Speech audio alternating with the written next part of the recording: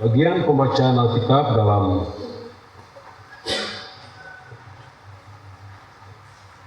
Perjanjian Lama yaitu Injil Markus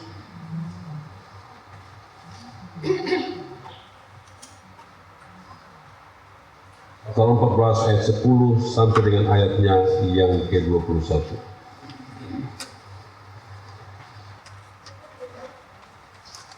Demikianlah firman Tuhan. Yudas mengkhianati Yesus. Lalu pergilah Yudas Iskariot, salah seorang dari ke-12 murid itu, kepada imam-imam kepala dengan maksud untuk menyerahkan Yesus kepada mereka. Mereka sangat gembira waktu mendengarnya dan mereka berjanji akan memberikan uang kepadanya. Kemudian ia mencari kesempatan yang baik untuk menyerahkan Yesus. Pada hari pertama dari hari raya roti tidak beragi, pada waktu orang menyembelih domba Paskah, murid-murid Yesus berkata kepadanya, "Ke tempat mana engkau menghendaki kami pergi untuk mempersiapkan perjamuan Paskah bagimu?" Lalu ia menyuruh 2 orang muridnya dengan pesan, "Pergilah ke kota, di sana kamu akan bertemu dengan seorang yang membawa kendi berisi air. Ikutilah dia dan katakanlah kepada pemilik rumah yang dimasukinya, 'Pesan guru, di manakah ruangan yang disediakan bagiku untuk makan Paskah bersama-sama dengan murid-muridku?' Lalu orang itu akan menunjukkan kamu sebuah ruangan atas yang besar yang sudah lengkap dan tersedia. Disitulah kamu harus mempersiapkan perjamuan Paskah untuk kita."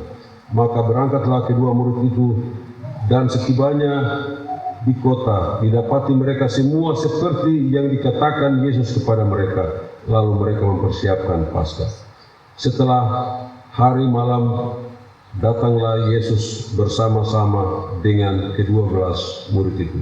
Ketika mereka duduk di situ dan sedang makan, Yesus berkata, "Aku berkata kepadamu, sesungguhnya seorang dari antara kamu akan menyerahkan aku, yaitu dia yang makan dengan aku."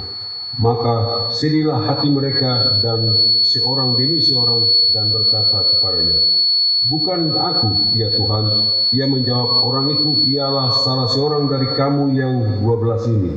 Dia yang menyelupkan roti ke dalam satu pinggan dengan aku. Anak manusia memang akan pergi sesuai dengan yang tertulis tentang dia. Akan tetapi celakalah orang yang oleh anak manusia itu diserahkan. Adalah lebih baik bagi orang itu sekiranya ia tidak dilahirkan." Sampai disitulah jauh bagian pembacaan Alkitab.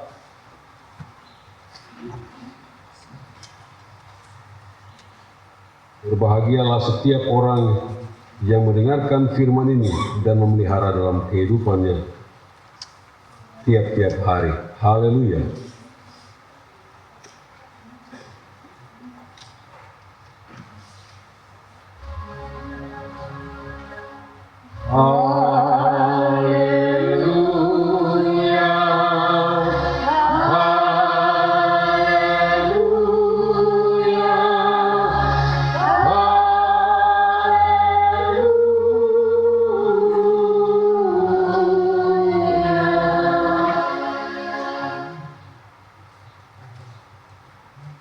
Shalom. Bapak Ibu saudara-saudara yang dikasihi oleh Tuhan Yesus. Dari bagian pembacaan kita tadi diberikan tema yaitu kesetiaan kepada Tuhan, kepada Kristus di tengah godaan pengkhianatan.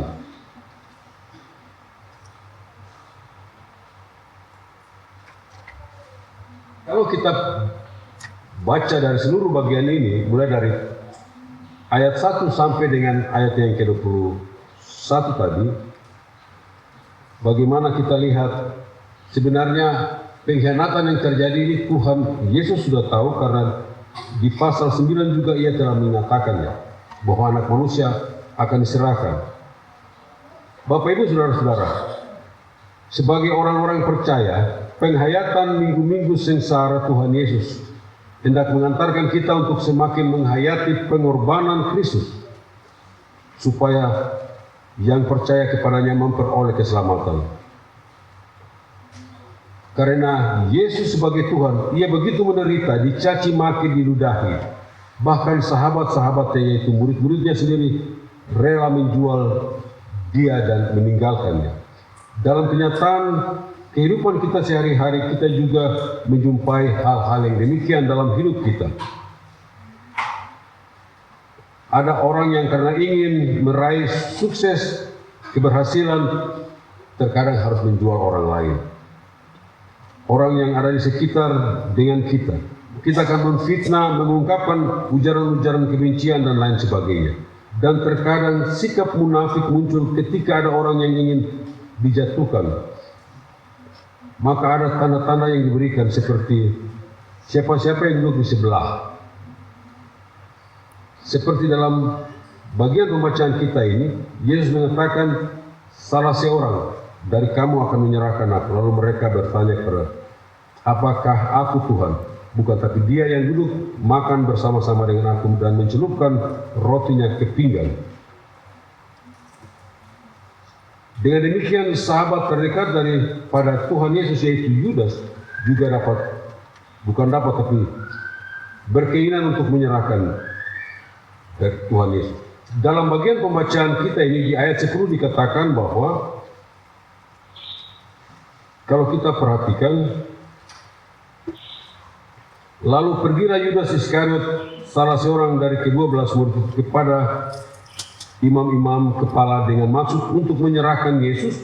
Lalu mereka senang. Imam itu senang dan mereka berbilang, kami akan memberikan kau uang. Bapak Ibu, saudara-saudara, dari bagian ini Markus memberitahukan kepada kita bahwa seorang sahabat sejati tidak akan berkhianat. Ia akan selalu menaruh belas kasihan terhadap sahabatnya. Tapi kenyataan yang terjadi pada bagian pembacaan ini ternyata beda. Seorang murid Yesus bernama Yudas Iskariot mengkhianati dia. Yudas tahu peristiwa bahwa dia juga berkeinginan untuk menyerahkan Yesus kepada imam-imam kepala. Ia datang kepada mereka dengan tujuan untuk menyerahkan gurunya di ayat 10 tadi. Imam-imam kepala tentu saja menyambut dan dengan penuh kegembiraan apa yang telah dilakukan oleh Yudas itu. Dan tidak hanya itu, tapi mereka juga berjanji di ayat 11 bahwa mereka akan memberikan Yudas uang. Tindakan yang dilakukan oleh Yudas jelas merupakan pengkhianatan. Seorang murid yang sudah hidup bertahun-tahun bersama dengan Yesus malah tega menyerahkannya, entah karena sejumlah uang atau karena niat untuk memamerkan kuasa bahwa dia bisa menjual gurunya. Oleh karena itu, kalau kita perhatikan dalam bagian pembacaan ini, di ayat 10 sampai 11, bagaimana rencana pengkhianatan daripada Yudas Iskariot. Yudas mendatangi imam-imam kepala dengan inisiatif sendiri, mencari kesempatan untuk menyerahkan Yesus. Dan ini adalah sebuah motif Yudas sering dihubungkan dengan cinta akan uang itu. Dalam Yohanes pasal 12 ayat 6 dapat kita baca. Kekecewaan terhadap Yesus atau keinginan sesuatu yang lain bahwa dia mampu untuk menyerahkan gurunya oleh karena dia ingin berkhianat. Dan itu lahir dari dalam dirinya. Sehingga kalau kita baca dari ayat 12 dan seterusnya, ayat 12 sampai dengan 16, pada waktu itu persiapan perjamuan Paskah, Yesus menunjukkan bagaimana pengetahuan ilahi tentang memberikan perintah yang tepat kepada muridnya untuk menemukan tempat perjamuan itu. Ia menegaskan bahwa Yesus mengendalikan seluruh peristiwa penderitaan itu. Ini bukan sebagai korban karena keadaan, tetapi secara sadar ini adalah sebuah perjalanan menuju kepada salib itu sendiri. Bapak Ibu, saudara-saudara, tindakan yang dilakukan oleh Yudas jelas merupakan pengkhianatan dari seorang murid yang sudah lama hidup dengannya. Hal ini mengingatkan kita bahwa kita pun berpeluang untuk mengkhianati Yesus demi hal yang ingin kita inginkan, baik kita mengingkari iman kita, tapi juga dalam tugas dan tanggung jawab. pada masa kini tidak sedikit orang percaya yang dibutakan oleh karena semua yang ada di depan mata mereka, baik itu harta, kekayaan, seakan-akan hubungan dengan Tuhan yang bertahun-tahun oleh karena iman dari sejak kecil dengan Tuhan Yesus tidak lagi berarti dalam hidup ini. Hari ini kita, Bapak Ibu Saudara-saudara jemaat, kita sebagai saksi dari 3 orang dewasa yang akan menerima pembaptisan kudus. Hal ini terjadi karena sama seperti di dalam 2 Kisah Rasul pasal 2 ayat 38, Rasul Petrus berkhotbah, "Bertobatlah dan berilah dirimu dibaptis untuk pengampunan dosa." Maka pembaptisan kudus membawa kita, termasuk ketiga saudara dan saudari kita ini, untuk masuk ke dalam persekutuan dengan Tuhan. Mereka menjadi anak-anak Tuhan. Dengan demikian maka di tengah-tengah kehidupan ini, bagaimana kita tidak lagi dapat mengkhianati Tuhan karena kita telah menerima pembaptisan kudus, tapi juga iman kita. Kita mengaku iman di hadapan Tuhan dan jemaatnya bahwa kita percaya bahwa Yesus Kristus adalah Tuhan dan Juru Selamat. Bapak Ibu Saudara-saudara, kalau kita juga perhatikan dari ayat 17 sampai dengan 21, bagaimana ada semacam membuat pengkhianatan di meja perjamuan. Saat makan, Yesus menegaskan bahwa salah satu dari 12 akan mengkhianati dirinya. Ia membuat murid-murid gelisah dan bertanya-tanya, bukan aku. Ini Yesus mengutip dalam Mazmur 41 ayat yang ke-10. Ia menegaskan bahwa Mesias memang harus menderita, tapi tanggung jawab pribadi dari setiap orang itu tetap ada. Ia mengatakan, celakalah orang itu atau orang yang menyerahkan aku. Sebaiknya ia tidak harus dilahirkan. Dan kebebasan manusia, setiap orang itu bertanggung jawab terhadap iman yang dalam dirinya ia telah mengaku percaya kepada Kristus Yesus. Jadi Bapak Ibu Saudara-saudara, Injil Markus memberitahu kita bahwa apa yang telah terjadi, bagaimana pengkhianatan ketika Yudas pergi kepada imam-imam untuk mengatur pengkhianatan terhadap Yesus. Yesus tidak terkejut dengan hal ini karena di dalam Injil Markus pasal 9 Yesus berkata, anak manusia akan dikhianati ke tangan musuh-musuhnya di ayat 31. Markus 9 ayat 31. Dan yang kemudian juga dalam Markus 10 Yesus berkata, kita akan pergi ke Yerusalem di mana anak manusia akan dikhianati kepada para imam terkemuka dan para ahli hukum Taurat, ahli agama. Ayat 33 dalam Markus pasal 10 kalau kita membacanya terus. Dengan demikian bahwa pengkhianatan hanya bisa terjadi pada orang yang kita percaya. Seorang sahabat terdekat pun dapat mengkhianati kita, apalagi dalam hidup sebagai persekutuan. Yesus dan para murid mempercayai Yudas, sekalipun hal ini tidak mengejutkan Tuhan Yesus karena ia telah mengetahui lebih awal. Dia telah menjelaskan bahwa di pasal 9 bahwa anak manusia akan dikhianati ke tangan musuh-musuhnya. Tapi juga pada pasal 10 ayat-ayat selanjutnya itu mau menjelaskan bahwa sebenarnya apa yang dilakukan oleh pengkhianatan yang dilakukan oleh Yudas ini, Yesus tidak terkejut karena dia tahu bahwa dia akan dikhianati, diserahkan ke tangan musuhnya, itu para imam.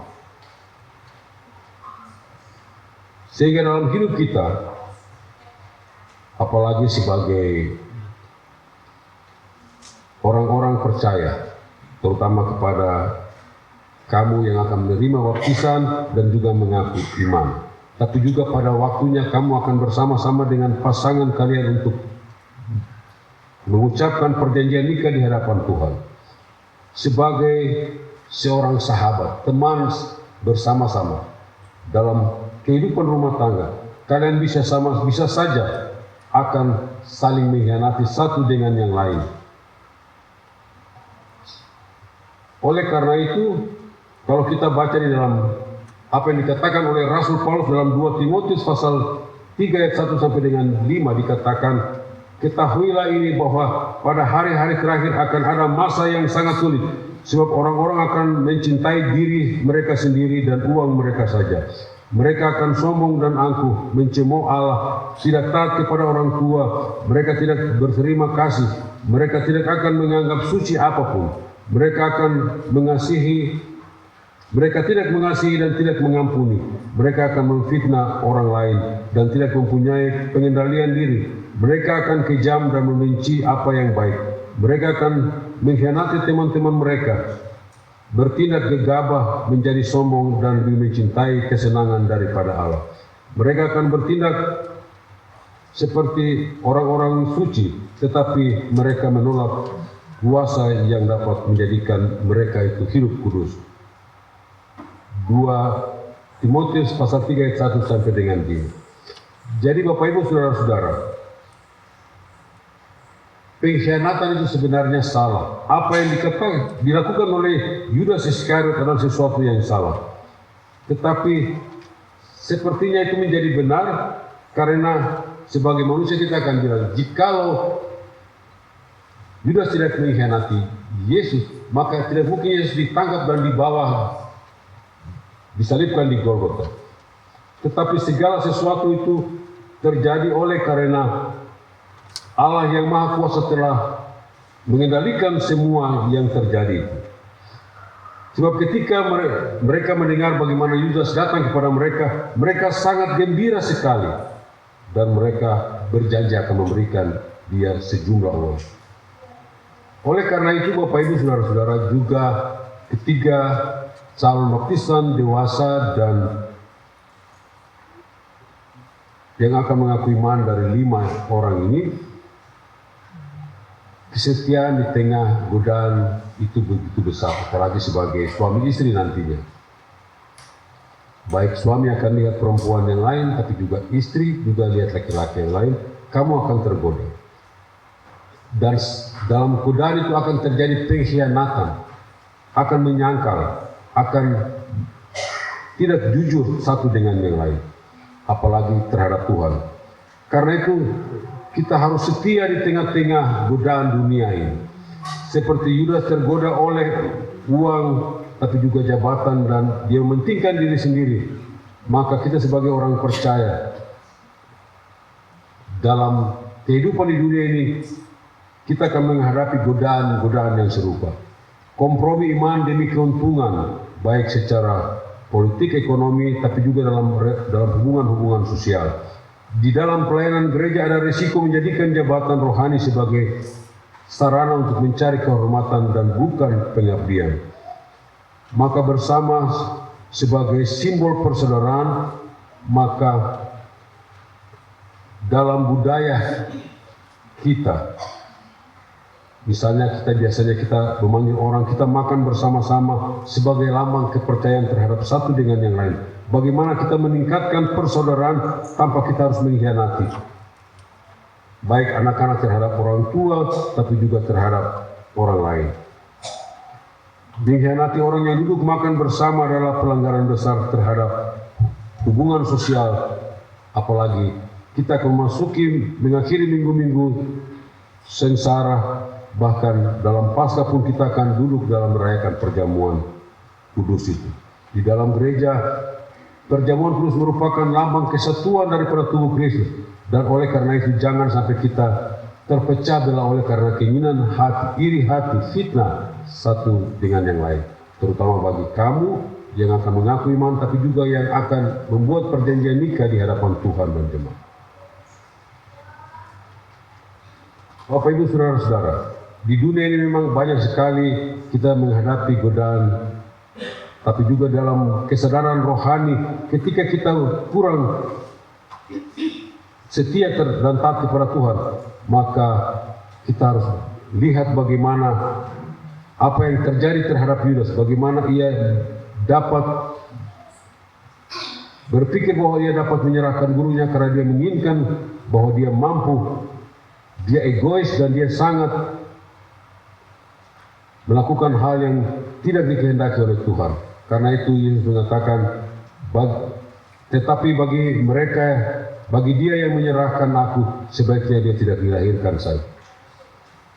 Itu artinya bahwa di dalam kehidupan kita sebagai orang-orang percaya, kita juga akan berhadapan dengan berbagai situasi dan juga dalam pelayanan dalam gereja ini. Sehingga kita tidak tergoda dengan berbagai tawaran apapun. Tapi karena kita harus percaya bahwa dalam Kristus Yesus itu ada pengampunan dosa, ada cinta kasih yang besar. Di sinilah kita dituntut untuk setia kepada Kristus. Sama seperti kamu yang akan dibaptis, tapi juga mengaku iman di tengah-tengah godaan dunia ini, kamu harus setia satu dengan yang lain. Sebab itu kita akan wujudkan di dalam perayaan perjamuan kudus pada waktunya. Kasih Yesus terbuka untuk semua murid, tapi juga untuk setiap kita orang percaya. Tetapi hanya hati dari setiap orang yang dapat bertahan sampai akhir. Dialah yang akan mampu untuk menghadapi berbagai godaan iman dalam hidup. Kiranya firman ini akan menjadikan kita sebagai orang-orang percaya yang benar-benar setia kepada Kristus di tengah-tengah godaan di mana kita dapat mengkhianati iman kita, tapi juga terhadap sesama kita. Baik dalam kehidupan rumah tangga, orang tua, istri terhadap dengan suami, tapi juga anak-anak dan orang-orang di sekitar kita. Kiranya firman ini dapat membawa kita supaya kita dapat belajar bagaimana kita tidak dapat mengkhianati satu dengan yang lain. Kiranya Tuhan Yesus memberkati kita dan kita tetap menghayati minggu-minggu sengsara ini sebagai bagian dari panggilan iman tiap-tiap orang untuk percaya kepada Kristus, kepada Tuhan yang daripadanya Dia sangat berdaulat untuk menyatakan keselamatan dan pengampunan bagi setiap kita yang percaya kepadanya. Dengan demikian, inti daripada berita ini bahwa Markus 14 ayat 10 sampai dengan 21 mau mengajak kita semua sebagai warga jemaat GKI Pengharapan yang ada di Poswil ini untuk setia sampai akhir dan tidak menjadi Yudas-Yudas yang modern seperti sekarang ini, yang memutar iman dengan keuntungan duniawi. Bahkan perjamuan kudus dalam ayat 12 sampai dengan 21 adalah momen mengingat pengorbanan Yesus yang lahir dari kasih dan diserahkan oleh pengkhianatan itu. Karena firman Tuhan mengatakan, karena begitu besar kasih Allah akan dunia sehingga Ia telah mengaruniakan anaknya yang tunggal, yaitu Kristus Yesus. Yesus diserahkan dengan kasih, diserahkan kepada kita dengan kasih Allah yang begitu sungguh, tapi kemudian Dia dikhianati dan dikorbankan. Kiranya firman Tuhan ini menjadi bagian dalam kehidupan kita supaya kita tetap setia sampai akhir daripada kehidupan kita. Tuhan Yesus memberkati kita. Amin. Bapak Ibu saudara-saudara yang